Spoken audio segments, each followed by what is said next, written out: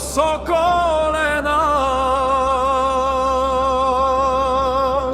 Opet kod Jugerov junako živ, na Dobroselec vjatr pak ve i spomena za vas nesi.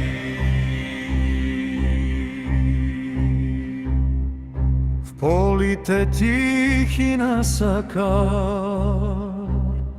където злато в пръста спи, едно селце под Божи дар за своите синове тъжи. Доброселец е името му свято, с предания от стари времена, но в черно се облече там лятото през Втората световна война. О, Дончо Петков, соколе наш, о Петко Дюгеров, юнако жив, на Доброселец вятър пак вее и споменът за вас не си. На камък студен са вашите имена, за да ги помни вечно всяка родина.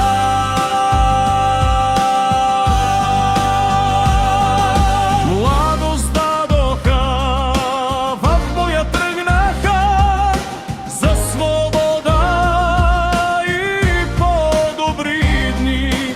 Майки и близки с плачки спратиха под сакарските стръмни скали.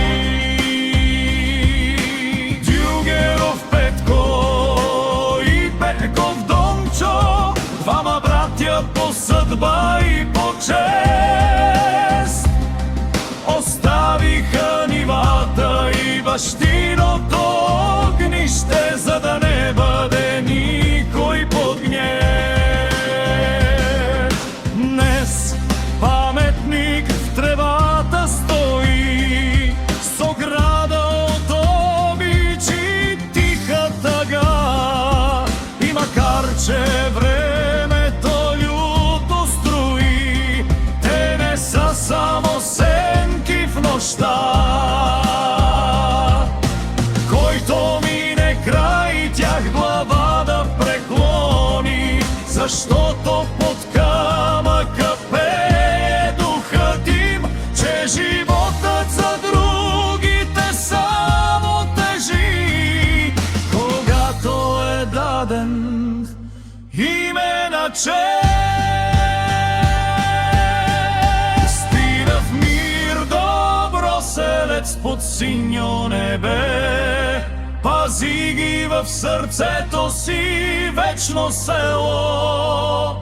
Дончо и Петко, две горди криле, написали с кръв своето светло писмо.